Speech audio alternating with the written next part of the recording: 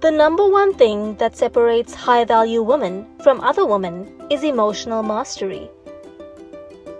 So many women were programmed in such a way, not realizing that their success in their romantic lives will come down to how well they handle their emotions.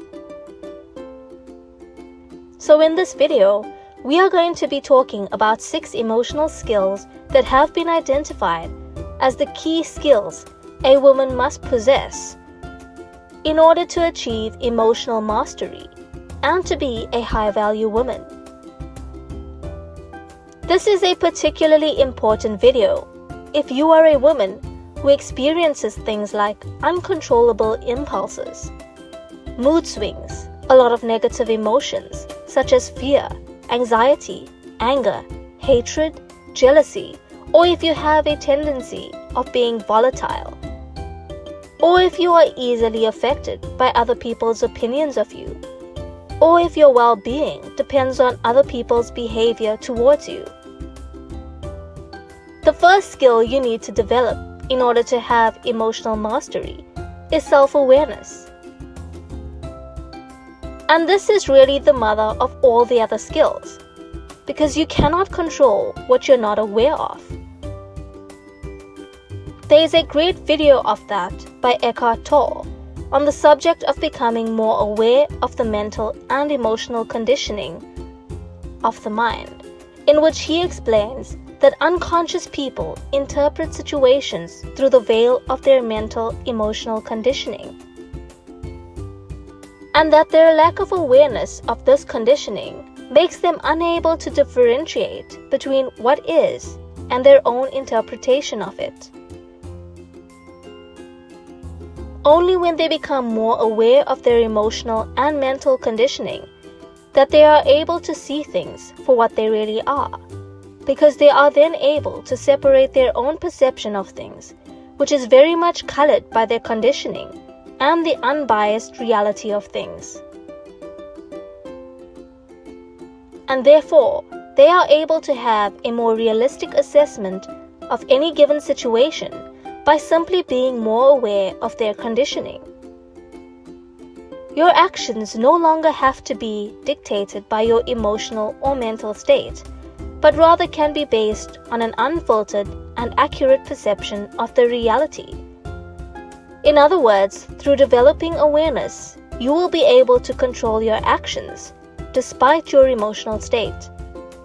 Now, there are many ways you can work on your self-awareness, but what was found to be very useful is self-reflection and silence.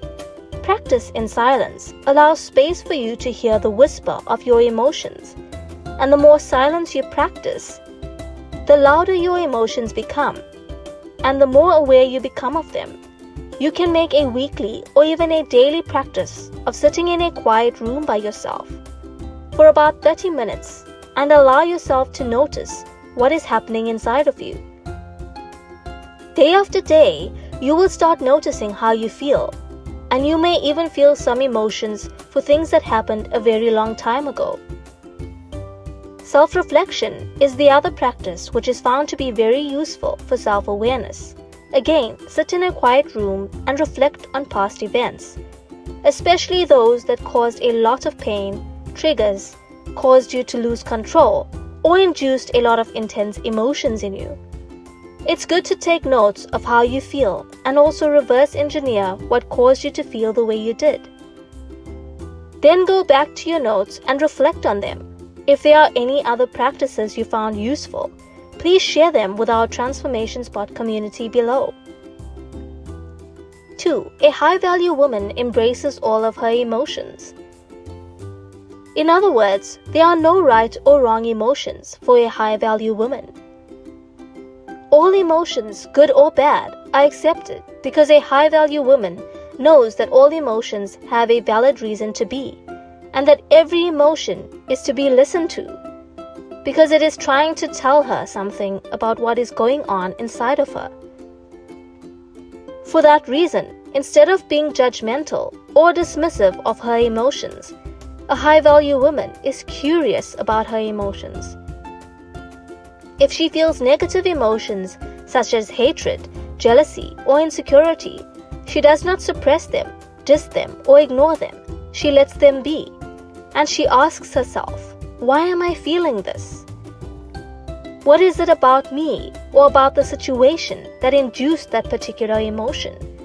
You must learn to embrace all your emotions and use them to learn deeply about yourself if you want to become a high-value woman. 3. They don't act on their emotions. Now, accepting your emotions does not mean deciding what to do based on how you feel and letting your emotions run the show. If you look back on all the mistakes and wrong decisions you made that led to negative consequences in your life, you will find that a lot of them were mainly driven by an intense emotional state you were at in the time that overtook your mind and your rational thinking and prevented you from assessing your options properly. Using your emotions as the main input to your decisions can lead to being impulsive and to jumping onto situations that are not good for you, or avoiding to try new things that could benefit you out of the fear of the unknown, for example.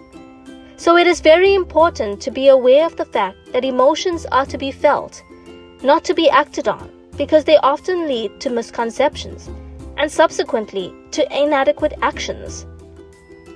Emotions are very useful for self-development purposes. They tell you important things about yourself, about your values, past traumas, and about your programming. And that kind of insight can be used to work and improve on yourself. But when it comes to making decisions, a high-value woman always uses logic and intuition, which is very different from emotions. 4. They have empathy. Empathy is a very important emotional skill to develop for a high-value woman, because it is the ability to see the world through other people's eyes from their perspective, which helps understanding other people and helps connecting with other people and showing compassion, making good social choices, and ultimately developing lasting relationships. It is an emotional skill because it's only when you're able to feel how the other person really feels that you understand their perspective and respond to them adequately. It is also very useful when it comes to uncovering a person's true feelings and intentions and identify those who have harmful intentions. For example, through her empathy, a high-value woman is able to spot liars, players, and manipulators, no matter how hard they try to hide their bad intentions, because it is almost instinctive to her to ask herself, how is this man feeling right now? Are his actions in line with how I think he feels? Are his words compatible with his body language and with other factual things? So a high-value woman is naturally empathetic, but she uses her empathy in a very conscious way and does not let it be used against her. 5. They are self-reliant, particularly in the emotional department. In other words, high-value women are fully in charge of their lives in general and their emotional well-being in particular. Self-reliance is a much bigger concept that goes beyond emotional mastery, but there is a huge emotional component to it. And the reason for that is because developing self-reliance is a road traveled alone, which triggers a range of negative emotions such as fear, anxiety, or pain. So becoming self-reliant means you have to first face those negative emotions and overcome them. Self-reliance also means you do not rely on external sources to feel good about yourself or to alter a negative emotional state. You do not rely on a partner to make you happy. You do not expect your friends to make you feel better. You don't even depend on material things such as new clothes, shoes, or a bag to make you happy. A high-value woman taps into her inner resources in order to alter her emotional state. She also recognizes when she's dependent on others for her well-being, and she works on diminishing that dependency.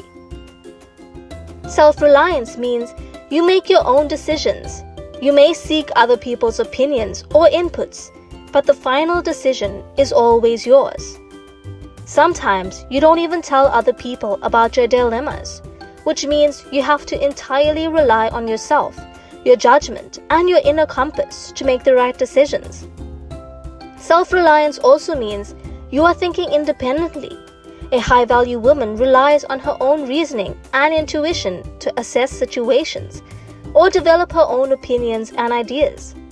The ability to think autonomously goes hand in hand with trust in your internal guide.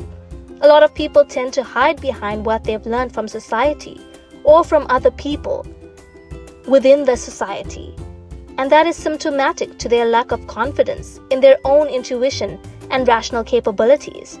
Again, a high-value woman is self-reliant, in that if she believes in something and considers that it holds merit after thinking it through, it becomes her truth and she voices it with confidence. And finally, self-reliance also means you assume responsibility for everything in your life, even for things that are not your fault. Most people, when particularly uncomfortable with something, tend to find other people or other circumstances to blame. But high-value women are not looking to point fingers at anyone or anything, or at least they are not stuck there.